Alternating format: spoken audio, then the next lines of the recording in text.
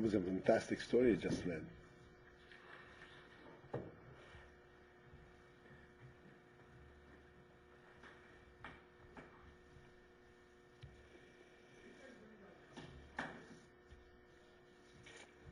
Mother says you can't trust yourself. Here's a man, established in business, in the family, in middle age, not a kid. Look what can happen. Mind-boggling.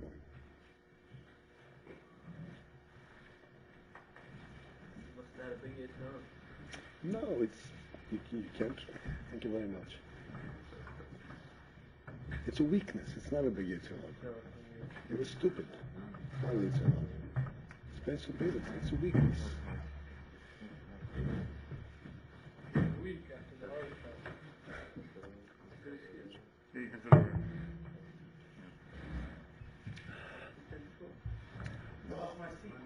What?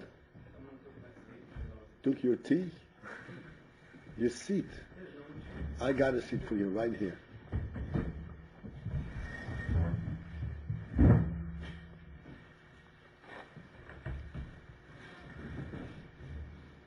That's great.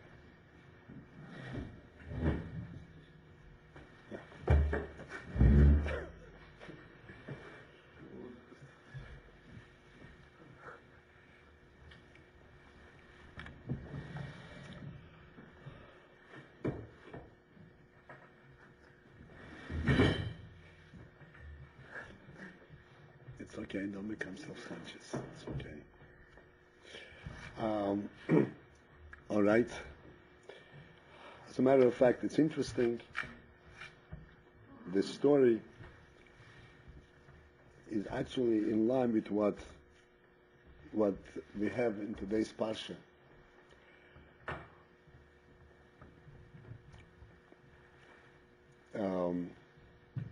I'm sure you learned the parsha, so I don't have to go through the parsha itself. Parsha's Vayechi. Before we go to the point which I wanted to discuss with you, you see one thing that kind of meets you right away when you come to the parsha. The parsha is called Vayechi, which means he lived. And where did he live? In Mitzrayim. And who? Yankiv. Yankiv lived in Mitzrayim, and that's the name of the parsha. And what does the parsha talk about? About Yankiv's passing.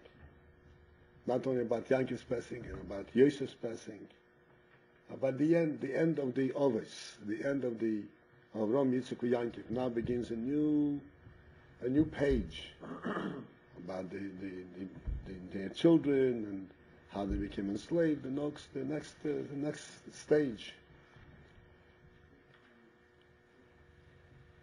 And you would think that a parsha that speaks about Yankiv, and Yankiv lives implies that he is happy. Lives implies that he is in full wholesome expression. That would be in Eretz Yisrael, in his own place, in Eretz Mitzrayim. And this is the end of his life. And the Torah says even more than that. It says he lived in Mitzrayim 17 years. And what did he say right after that? And his life, in all the days of his life, was 147. In other words, what the Torah is implying here, that these 17 years in Mitzrayim completed and made meaningful the 147 years. This actually brought to the surface and brought to full meaning and significance the entire 147 years of Yankiv. And what is it? What's so significant about it? Basically, it is that when Yankiv came to Mitzrayim and he lived there for 17 years, as we spoke before, he met Yosef, And Yosef was alone from childhood, from 17 years old. He was alone in Mitzrayim, starting with as a slave, and then as a prisoner in a dungeon, and then as a king, and nothing changed. Nothing changed in terms that Yosef was not a stupid man. He didn't sit in a corner and forget about what's going on. He knew exactly what was going on. He was involved. He read everything. But they did not make any kind of separation between Yosef and Yankiv. Not only Yosef and Yankiv, but Yosef's children who were born in Mitzrayim, who never knew anything else. Ephraim and Menashe. Who were they? They became Yankiv's children.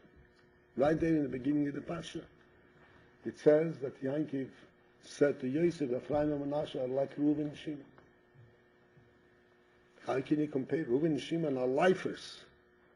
They were born and bred in Yankiv's house. Ephraim and Menashe were born and bred in Mitzrayim. They are Yankov's children. This is Yankov's accomplishment. And this is why this complemented and made full and gave meaning to Yankov's 147 years of struggle. Yankov had a very difficult life. You learned in the previous parsha that when Yankov came to Parai asked him, how old are you? And unfortunately say, why did Parai all of a sudden ask him, how old are you? Because he saw on Yankov's face what we call an exhausted face. Simply the Gashmias. He had full of wrinkles because he had a very difficult life. Pashtas. And all that struggle was now vindicated. You know what vindicated means? It made sense. And Yankov was able to say, first he said to Parai, my life was short relative to my parents and difficult. And now, during these 17 years, everything changed. Yankov was able to see how his struggle guaranteed that his children will follow in his way, even if they end up alone in Israel.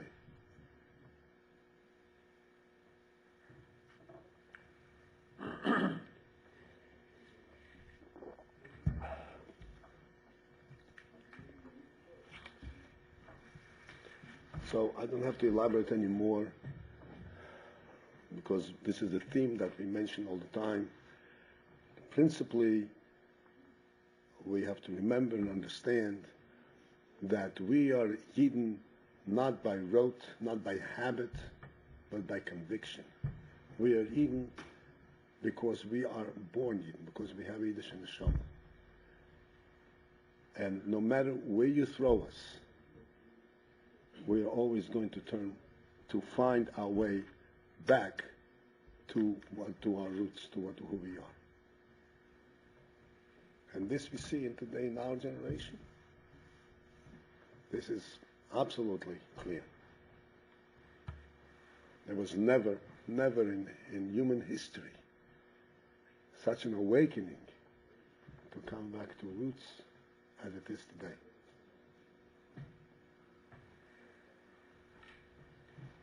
Why? Because Eden have reached such a low level, such a far distance from Yiddishkeit, that it began to awaken itself. Says, hey, where are you going? Who are you?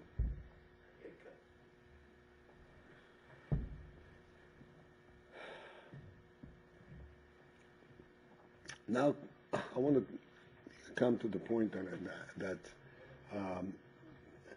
an important part of the Pasha. You learn that Yankov asked Yosef that he bury him, he take him away from Mitzrayim for burial, back to Eretz Canaan, back in the Meorah Machpelah. And Yosef promised him that he'll do that. Yankov was not it's seemingly not satisfied with the promise. And he said to him, I want you to swear to me. Hishovali. And Yosef swore to him.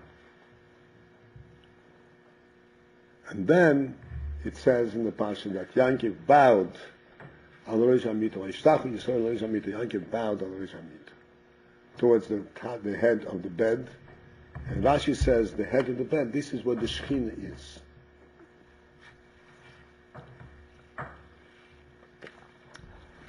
So the Rebbe asks, how do you understand this? Yankov did not trust that Yosef will fulfill his promise. Yosef said, I'll do what you ask me. Yankov needs that Yosef should swear, otherwise he is afraid that Yosef will renege. Renege means he will go back, he will not keep the promise.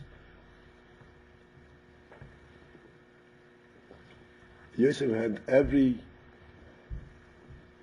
reason to be trusted. The fact is, he lived 22 years alone, and he fulfilled all his promises. He lived like a Yid. All of a sudden, Yankov doesn't believe him. He's a shvur.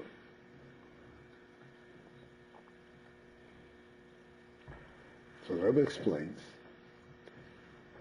that no, the reason for that shvur is not because Yankov doubted Yosef's commitment to him. Rather, because Yankov realized that this is really a very difficult task to accomplish. Why? Because the Mitzrayim in general, and Paro in particular, respected Yankov immensely. Paro got his bracha from Yankov, from the blessed peace Pasha. And he realized that the bracha and the blessing in Mitzrayim came as a result of Yankov's presence. So they would object very strongly of Yosef taking Yankov away to Eretz Canaan. As a matter of fact, Rashi says one of the reasons that Yankov didn't want to bury the Mitzrayim, because he was afraid that they will actually make a getchke, worship his cave. Didn't they incriminate him? What's called, they took out his blood? Embalmed. Embalmed him. Yeah, it says. So they did it. No, that's something. Embalmed, that's something else. Yosef himself embalmed Yankov, because it took months before he was buried. So,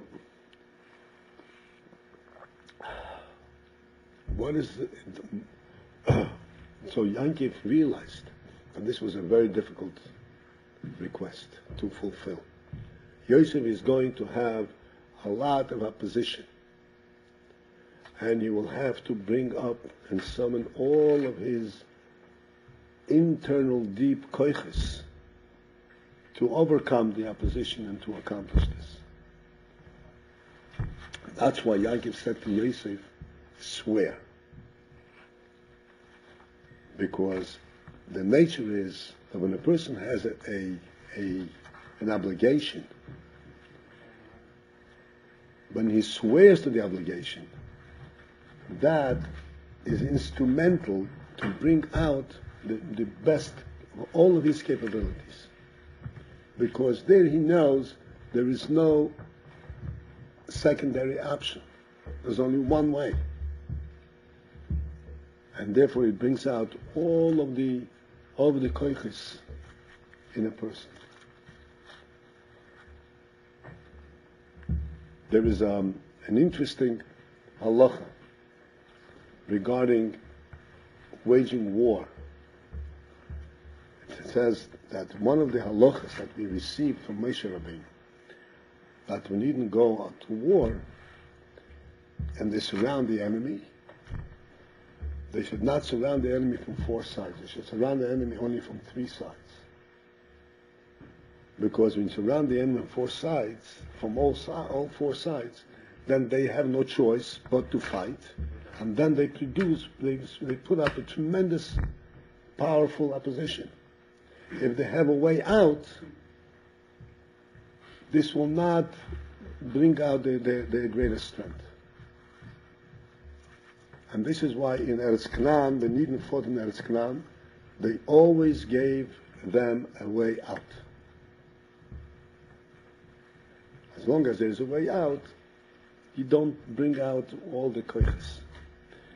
Here was a situation where Yosef needed all of his capabilities. So Yaakov said, you have to swear to me in order to bring out all the koiches. There is no way out. You committed without any alternative options. Then Yaakov bowed. So what is this bowing about? So Rashi says, Talo be'idnei sogidlei. You must have learned this, maybe in translation. Talo be'idnei sogidlei. That Yaakov bowed to Yosef. This is reminiscent to the principle. Talo means a fox. What a fox is. Everyone knows what a fox is? How do you say a fox in Russian? Fox. A fox? Huh? Little furry animal. Oh, Lisa, oui? Lisa, right. A fox is a small, cunning animal. Beyidnei, in its time, Sogidlei, you should bow to him. What does its time mean? So the Meforshim say that there is a Kabbalah, there is a certain union that amongst the animals, every animal, every species, every animal kind, has a certain period when that animal is the ruler of the animal world. Normally, the king of animals is the lion. But there is also, every animal has its day, its period, that the animals recognize, give covet to a certain animal. That's evening, that's its time. So it says, Ta'ala be'evening, that in the time when it is the fox, when the fox is the ruler, Sogidlei, bow to the fox. Because it's time, and he has that position, and he has that power, and therefore you have to bow to him.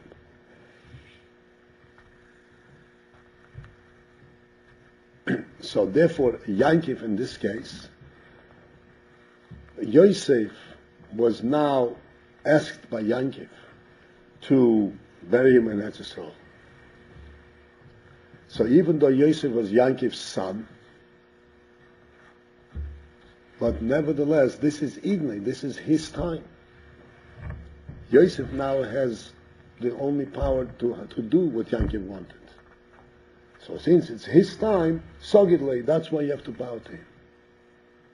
Who was the battle? Hmm? Who was the battle? Who? Yosef, Yaakov? Yaakov bowed to Yosef, to the Shekhinah, because of Yosef is prepared to respond to this? Mm-hmm. So I'll explain what that means. So the Rebbe explains the point in this, that just as Yaakov made Yosef swear in order to make sure that Yosef uses all of his koiches to accomplish this, because he has no way out, he did another thing to give Yosef additional koiches, additional encouragement, and that is he bowed to him. He showed him, you should know that you are the king. Do not be humble. Do not think of yourself as someone who is less than his father or less than somebody else. Remember, you are the king. You are the one who has all the capability of doing this, to the extent that Yankee himself bows to him. This further brought out by Yosef the sense that he has the koiches and he has the ability to accomplish this task at Yankee Punani.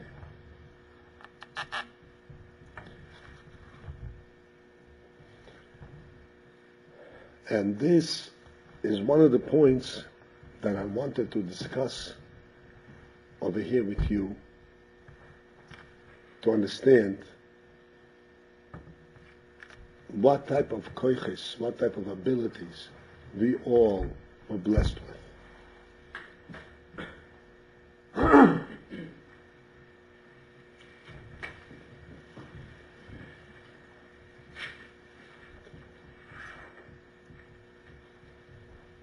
We're learning all the time that a person should not be a Balgaiva.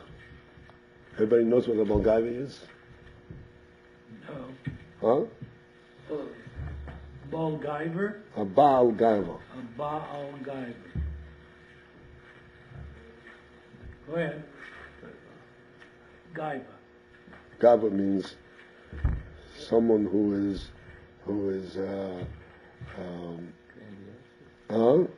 someone who is self-proud. Excuse me? Arrogant. Grandiose. Erudite? Erudite? Erudite. Someone who considers himself above others and seeks to always emphasize and make the point that he is better than somebody else. That's a Baal Gaiva. And we know that Gaiva is really an ugly quality, because a Yid has to be serving Hashem, and a Yid has to always dedicate all of his abilities and all of his attention to his service to Hashem. And if Hashem blessed him with special qualities, he has to know that Hashem gave it to him so that he uses it for good purposes, not that he should aggrandize himself over somebody else with it. That's not what it's meant for. It's meant for him to use it for good purposes. And therefore we say that Gava is a very lowly and ugly quality. It breaks a person away from Hashem, and it puts him in his own world.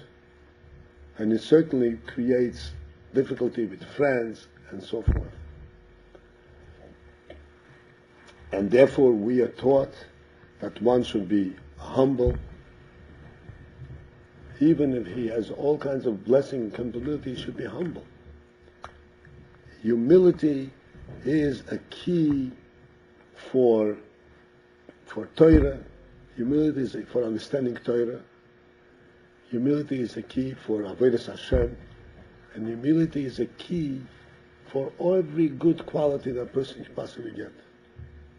That's what it's explained all over.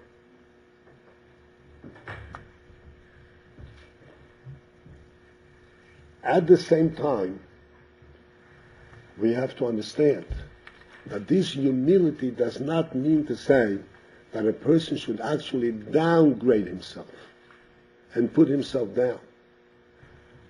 Where he actually doubts himself.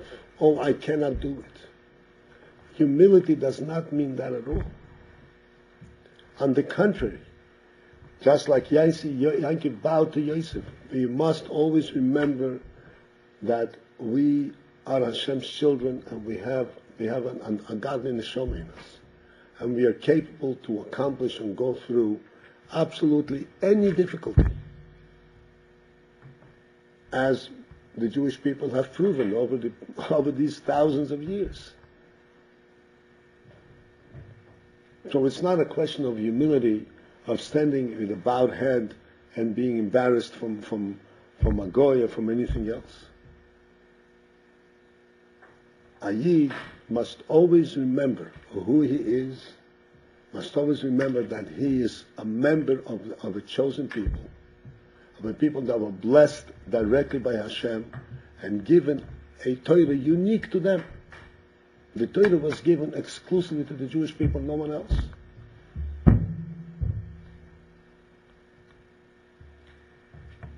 And this applies to Torah and every aspect of the Torah. We say in davening every Shabbos in the Shemoneh Esrei, in the Tfilas Amidah we say, Lo nesati Hashem Elokeinu l'giyah ha'arotzos. You did not give the Shabbos to any other nation. You gave it only to the Jewish people. So with our humility, we must at the same time recognize that all the mitzvahs and all the good things that we have, this is Hashem's gift to us, a direct gift.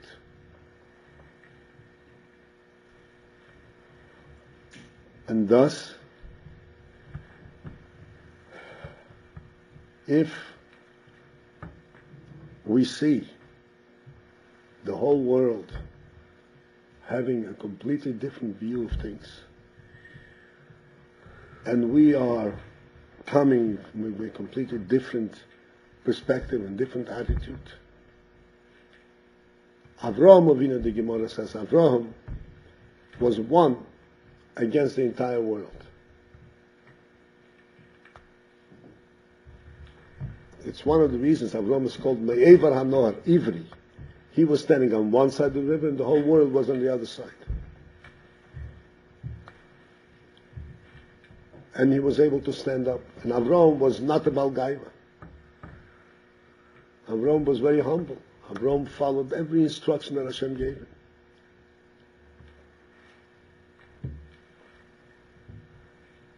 But we always have to remember that our strength and that which we are is not just due to the fact that we are so smart and we are so great. It is due to the fact that Hashem bestowed upon us, gave us His blessing, and made us the unique people.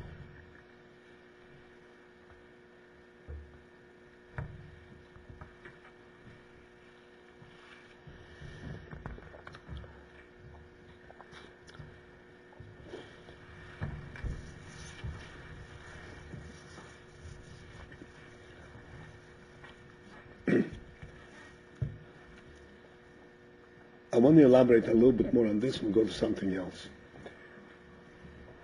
The Gemara says an interesting thing.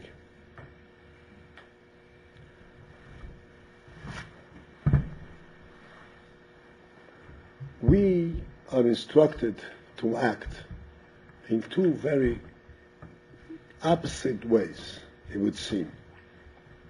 On the one hand, we have to trust Hashem 100%. Everything is taken care of by Hashem. That's part of Teres Yisrael. That's part of our faith. On the other hand, we also are instructed that we must do everything possible in the world to do things in a natural way. You have to plow the field, you have to sow, you have to reap, you have to thresh, we have to do everything. In today's world, we have to go to work, we have to bring parnosa, all natural means. So in that respect, a Yid is like Lahavdil or any other nation. So the Gemara gives one important principle. The Gemara gives one important principle. If you miss that, you'll remember this. The Gemara says that when a Yid goes out to sow his field, to plow the field and to seed it, you would think that since it's natural that when you plant the field is going to grow. And therefore, a Yid also relies on the fact that it's natural that the field should grow. Says, no, not like this at all. Hashem said that I should plow the field, so I go plow the field. Hashem said that I should sow the field, I sow the field. What's going to make the field grow? That's Hashem's business. Not the field. It's not the field that's going to produce the produce. It's Hashem. This is the type of combination that Eden lived with. The words, the actual wording in the Gemara is Ma min b'chei ha'olamim v'zoreya. He trusts the Creator of the world, and he sees the field. And he what? And he sows the field. But he never will say, oh, it's the earth that's going to produce it. That's not a Jewish thing.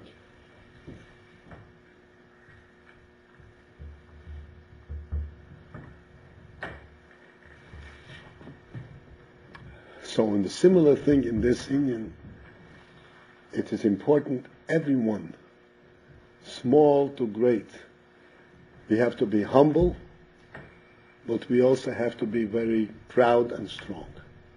And not let anything sway, turn our minds in a direction other than what we are convinced of, other than the truth and what we believe in. This is why I said that this story that we just read before is kind of very illustrates the point. A person can come to a state of weakness, but he forgets, he loses himself. A person must never lose himself. Must never doubt his future. Must never doubt that the future, the Rabbi Hashem creates the world, and Hashem supports every individual. And he will give that individual that which is best for him. He must not doubt it 1 second. The fact that he has to go and work for it, that's Hashem's choice. This is the best way for him to get it. But not that this Hashem, that this is what is going to get it for him. In the class that we learn in Chassidus, the class that not everybody participates, we're learning about nisyonis. And over there, the Rabbi also explains this principle, that a person is put through nisyonis. Nisyonis means that he does not see where Hashem is participating in his life. He sees he sees just the darkness of the world, but he has to remember that the truth. And this Nisoyim brings out the best and strongest in us. This is the way that Hashem brings out in us the best qualities.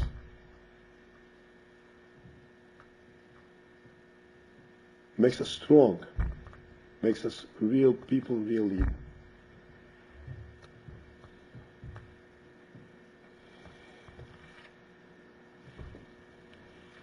What does that word mean, literally? Which word? Nisyonis.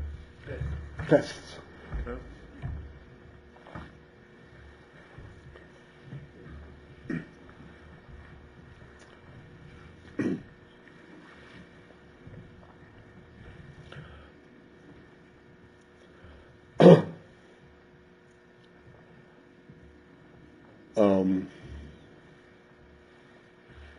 Towards the end of the Pasha, this is, you didn't get to it yet.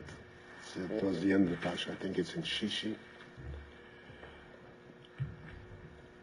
There's another very important episode.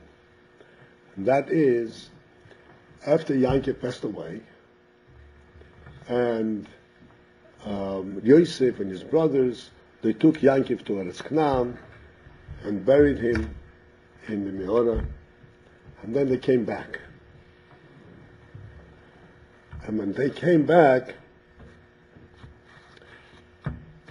Rashi says that the brothers then recognized, they felt that now Yosef is not relating to them the same way as he was before.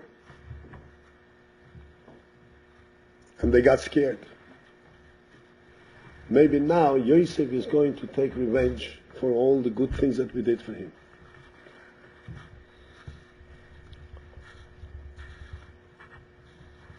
And Rashi says, what did they notice? What made them suspect? Yosef the whole time supported them. So he says that up until the time while Yankee was alive, they were all eating. Yosef would invite them all to sit and eat together with Yankee, the whole family.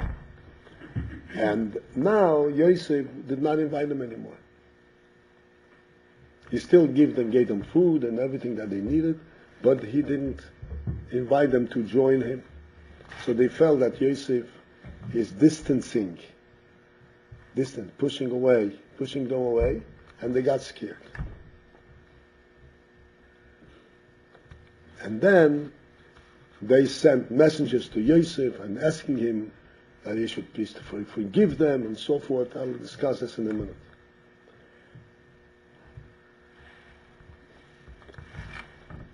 So, there are two things that we need to focus in over here.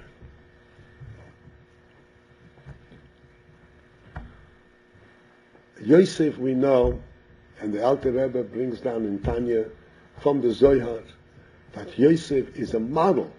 And what the model is a perfect example of a person who was able to overcome his midos, overcome his personal feelings, and do that which is right. How he behaved with his brothers. I mean, what his brothers did to him is beyond imagination. And yet, he was able to overcome it, and he dealt with them very fairly. And yet, after Yankov passed, they noticed a certain difference. So they started thinking that perhaps the reason that Yosef did all of this was not because he really overcame his anger and because he really forgave them, but because he didn't want to offend Yankov. He didn't want Yankov to suffer. But Yankov now passed away. So now he's going to take revenge on them. So therefore they sent messengers to Yosef. And they said in the message, as you will learn,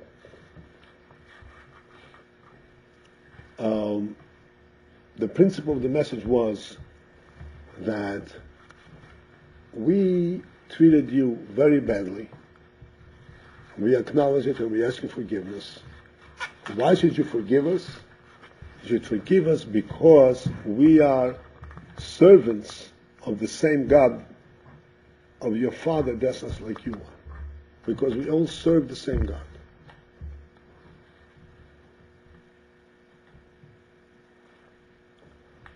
This was the message that they sent to Yosef. So I want to discuss both of these aspects.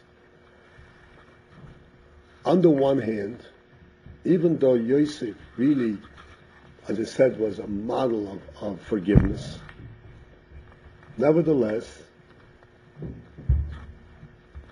the Torah does not demand of a human being that which is beyond human capacity. You have to remember this. Everything that the Torah demands of us, by the very fact that the Torah demands it, that means that it is within the human being, within human reach. We are capable of doing it. If we were not capable to do it, then the Torah would not have demanded us. And this is where we see an interesting thing. Yosef, who as we said, is put up as a model, as an example of a man of forgiveness and tolerance. Nevertheless, it can be demanded that he should invite his brothers to come and eat with him. After all, they really mistreated him. They really caused him a lot of suffering. So he did not take revenge. God forbid. He would never dream of harming them. And he would never dream of withholding from them that which he can supply for them, that which he can do, give them. But on the other hand, he couldn't go out and say, please come, we'll eat together. That would be false on his part. That cannot be true, because it's beyond human nature. It's impossible. Didn't he do it because he didn't want to sit at the head of the table?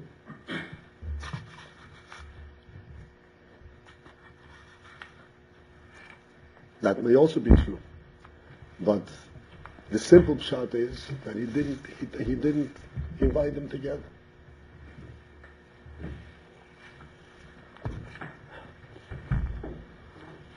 And then, and what did the brothers come to him with? They came to him with a plea. They said to him, you have to remember, what is it that binds us to you? What is it that makes us one? It is not just the fact that we are brothers. It is the fact that we are united because we serve the same God.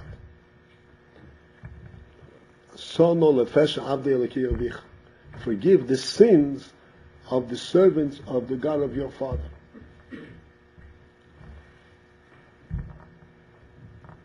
This is what unites one Eid with the other.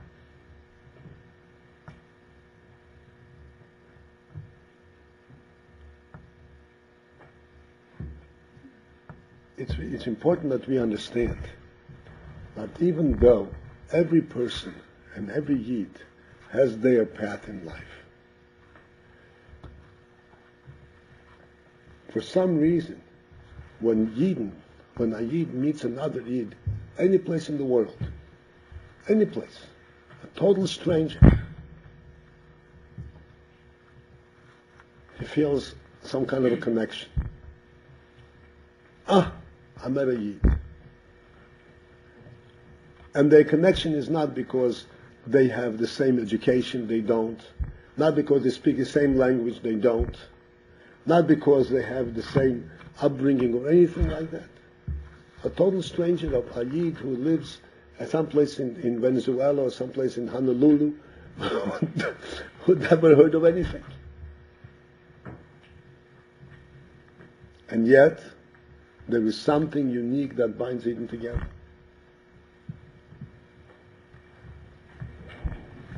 And what is it?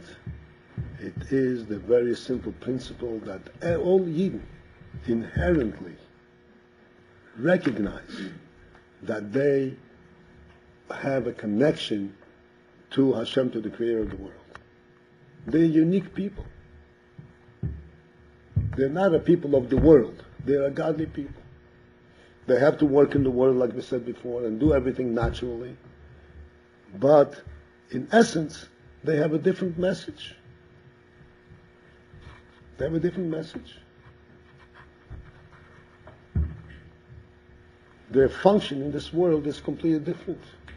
Their function in this world is not to build towers and to build armies and to build fortresses. Their function in the world is to teach the world about God. This is what Avraham Avinu started, and you know it's an interesting thing. If you look in the histories, I don't know how it is in Russia, but in the United States, the history book, when they describe what they call the ancient Hebrews and the Jewish people, the unique things that they describe the Jewish people in the fact is that they taught the world about one God. This is what describes the Jewish people.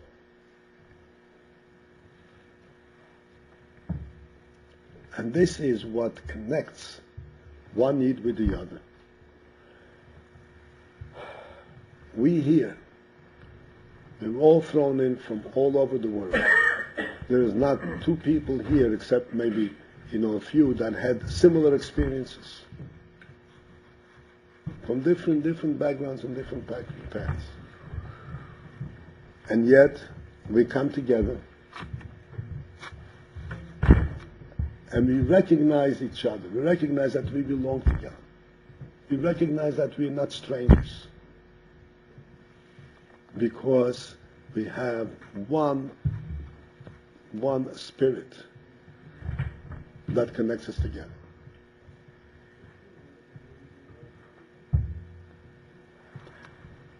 When one Eid stands up against another, chas v'sholom, or insults another, we have to realize that we are not insulting another human being, another person. We are in fact insulting Hashem who made him. It is when we don't recognize that this is a child with the same soul.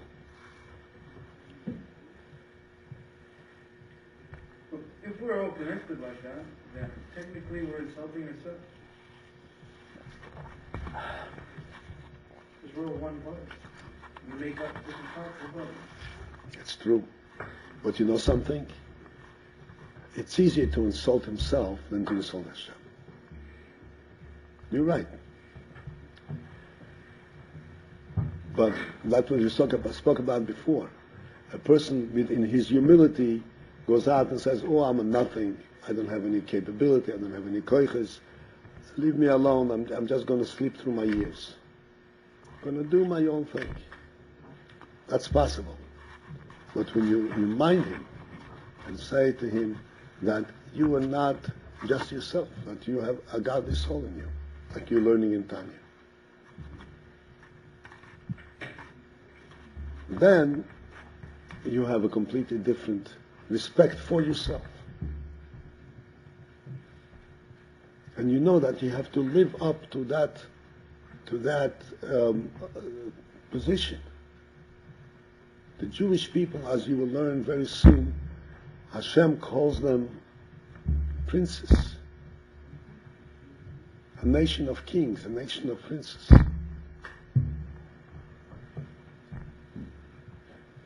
A prince, what is the difference between a prince and an ordinary person? An ordinary person lives in limited resources. There are things that he can have, things that he cannot have. A prince lives in the king's palace, which means that there is nothing he cannot have.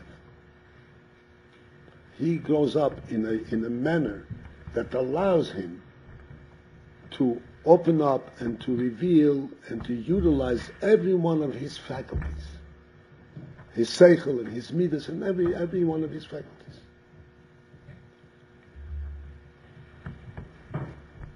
That's what a prince is. We are a nation of princes,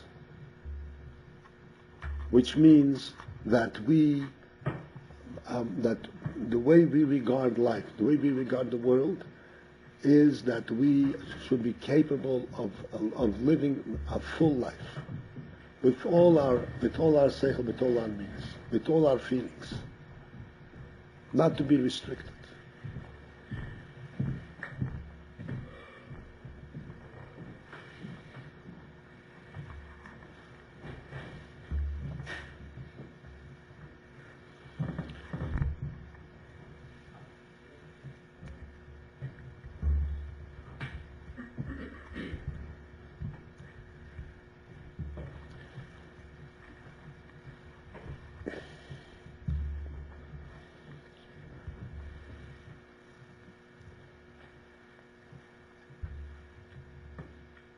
Another inyan in this parsha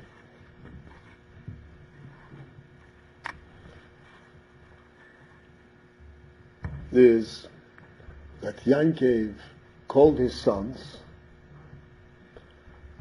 together and he said to them, come and I will tell you what will happen to you in the last end of days.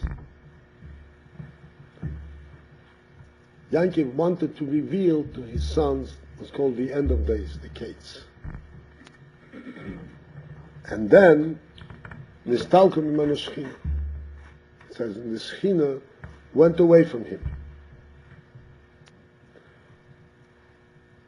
And then Yankiv realized that Hashem doesn't want him to do this, to reveal this.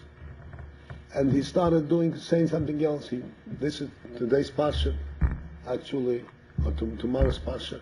He started telling different things about their future, their own future, and giving blessings, and reprimanding them, Reuven and Shimon.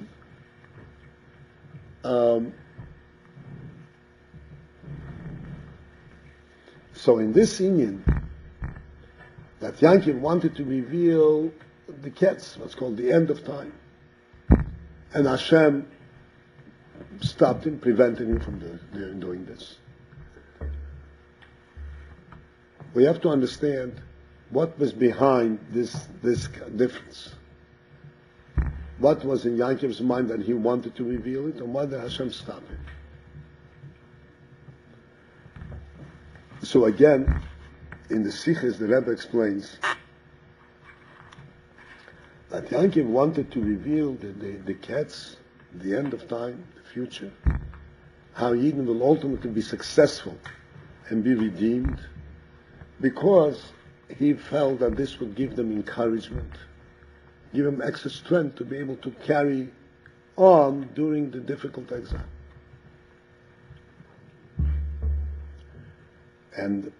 But Hashem stopped him, and it took him, it says that the Shekhinah went away from him. Hashem stopped him. Why did Hashem stop him? Because Hashem wanted that Yidden should carry through the Golus using their own strength, using their own koiches, not get koiches from elsewhere.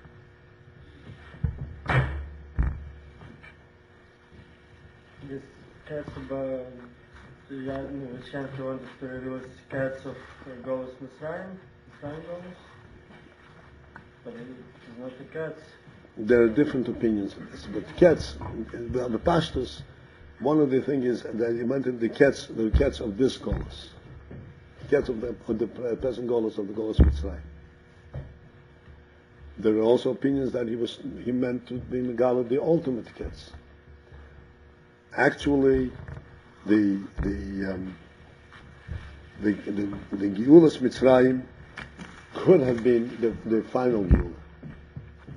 There were things that happened that prevented it. But I want to discuss this thing which pertains to us.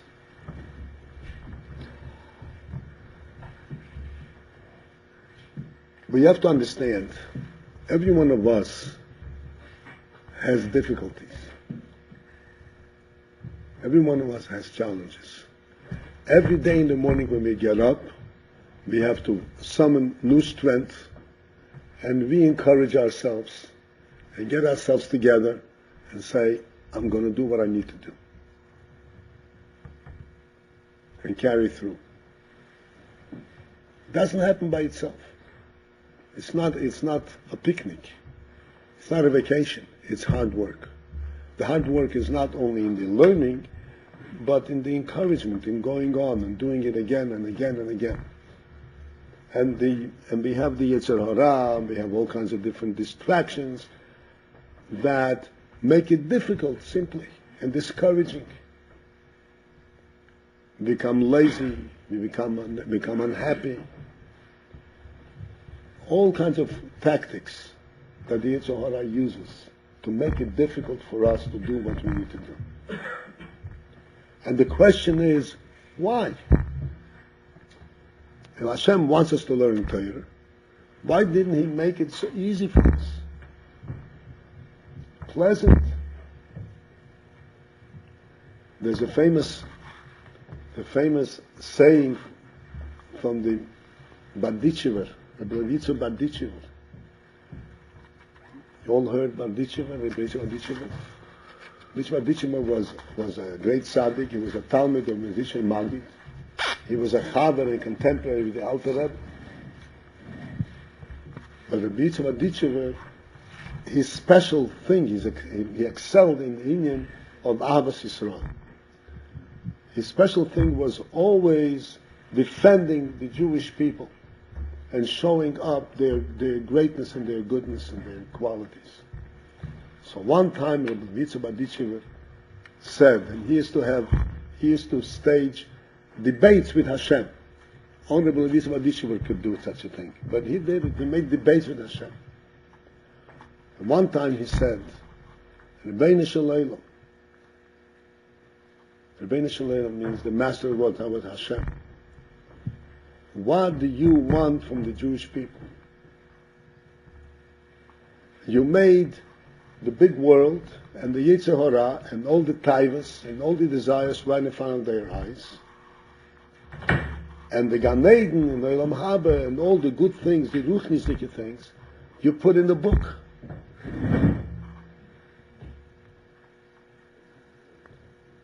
That's not a fair test, not a fair way. He says, try them the other way. Put all the good things, the Gan Eden, the Olam Haba, and the ruchnisdike good qualities, put it right in front of them, and tell them in the book that there is also taivas and Yetzer Hara. Tell them in the book that there's such a thing as a fat piece of meat or an ice cream, but only in the book. Don't, in front of them, show them the Beis Hamikdash, and show them the Kohanim, show them how Yidden learn Torah. That's what you should show them in front of them. And the taivas you should put in a book. See what they're going to choose then. Okay? In other words, yes, it was put to a test. And the whole life is full of a test. That's what we're learning actually in this Maimer. The whole life is full of tests. And what is the purpose of these tests? We have to know.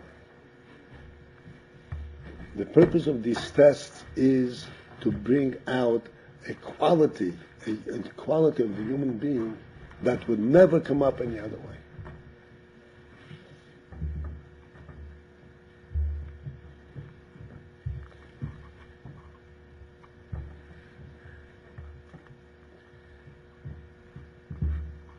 Even in a worldly setting, in a worldly set,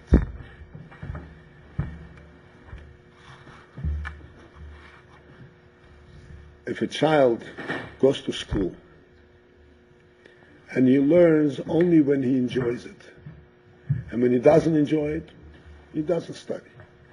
Talking about in the world.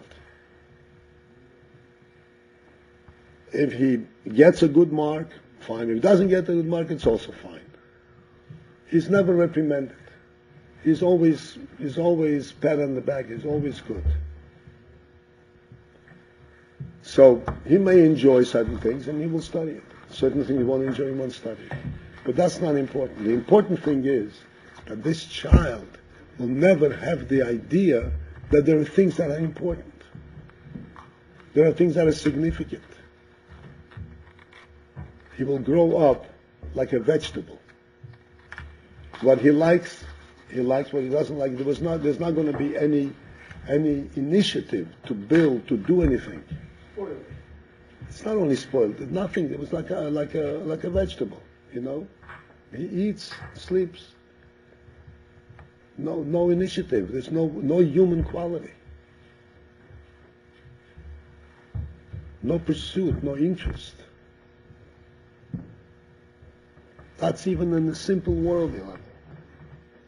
And Hashem wants that we should have not just a human quality on the human worldly level, but we should have that quality in a godly level. That we should actually recognize a higher truth than just having a meaningful life in the world or an interesting life. But rather a purposeful life and being a servant of Hashem in a real sense. This is why we are put through these tests. And this is why it is necessary for us to understand that the more we use our own koichos, the more we respond to our challenges. And every time that one wakes up in the morning and he says, I don't feel like getting up, and then he says, Moida lefonecha, and jumps out of bed, he is making a human being out of himself. He's making a mensch out of himself. He is coming to recognize that there's a purpose in life. He's coming to recognize that that life is not just a flow that you flow through a pleasant garden, but rather that there is a purpose and you have to accomplish things.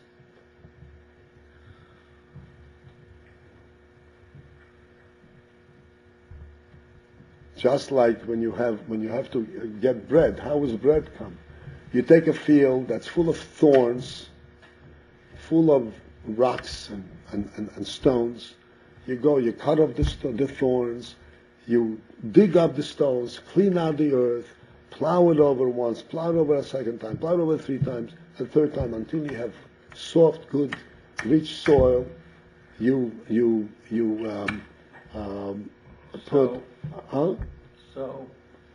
put fertilizer in there, and you soak it, and you create the soil, and then you sow, and then you tend it, you water it, and then you reap it, and then you let it dry. It's a whole process. That person recognizes that there is a purpose in life. He has the initiative to maintain and to do things.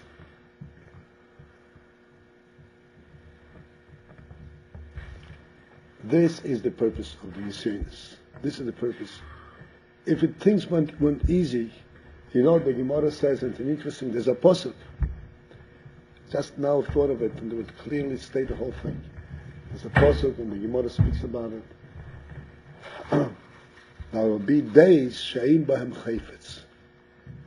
Days when there is no chayfetz, there is no desire. And that refers to actually the days of Mashiach. We're all striving to the days of Mashiach. So the Rebbe, the Frierdiker Rebbe, speaks about it, that when Mashiach will come, and that's definitely what we want. We want the Geula Shlema, we don't want the Golus. But when Mashiach will come, then we will long and we will appreciate, we'll begin to understand the value, great value of nowadays, what we can accomplish now. Because then everything is going to have been done. There's not going to be any more challenges like we have today. And when a person he uses the koiches that Hashem blessed him with, you have to remember, everything that one has, all the koiches, is a blessing from Hashem. And if a person utilizes the koiches that Hashem blessed him with to overcome his obstacles,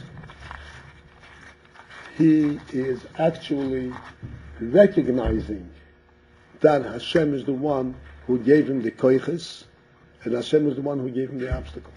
So obstacles are blessings too. The obstacles are blessings too, because they bring out the best in the person. Ultimately. And this is true every moment of the day. Every time that one feels like dozing off and lazing out. You should look in Tanakh, when Shlomo HaMelech speaks about Otzel, about the lazy man. You understand where that leads him, what kind of destructive that quality is. One has to know that we have to get ourselves up on the, so to speak, an active duty on our own, with our own strength. Because we need to remember that everything, as I said before, all the koiches that we have is from Hashem.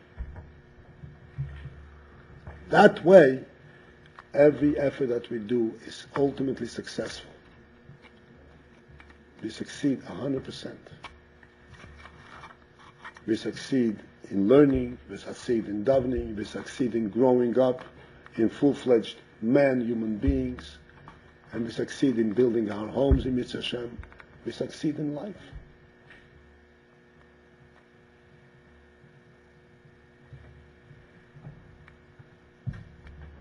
We succeed in life in a godly life, not in life in the world, but in real meaningful life.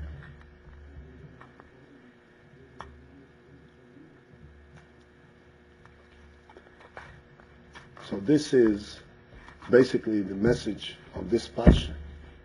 The end of Chumash Bereishis, the last parsha in Chumash Bereishis, which is the Chumash that talks about Avraham, Yitzchak, and Yankiv, our forefathers. They have given us this blessing that we are their children, and we are the chosen nation because of them. And we carry on. We have the koiches to carry on. We go into the Golus Mitzrayim, and we suffer. We carry it through, and we come out. We receive the Torah, and we build the Beis Hamikdash, and we go to the Geulah Shlema. Ultimately, all of us will see the success.